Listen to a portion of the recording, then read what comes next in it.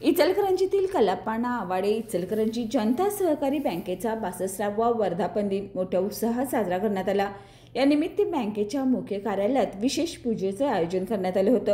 या प्रसंगी सहकार महर्षी माजी खासदार कलाप्पांना आवाडे, माजी मंत्री प्रकाशअण्णा आवाडे, माजी नगराध्यक्षा किशोरीताई आवाडे, बँकेचे चेअरमन स्वप्नीलदादा आवाडे, सहकार भारती महाराष्ट्र प्रदेश महिला अध्यक्षा वैशालीताई आवाडे, आदित्य आवाडे आणि दिया आवाडे उपस्थित होते। या सर्व मान्यवरांनी बँकेच्या पुढील वाटचालीसाठी शुभेच्छा दिल्या।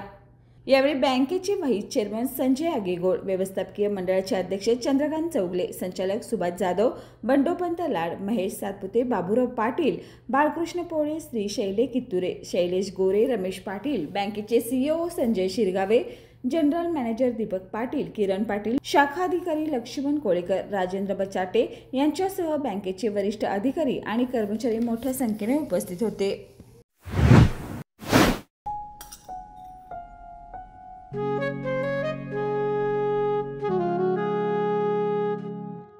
बाबा, आज येताना बासुंदी घेऊन या ना।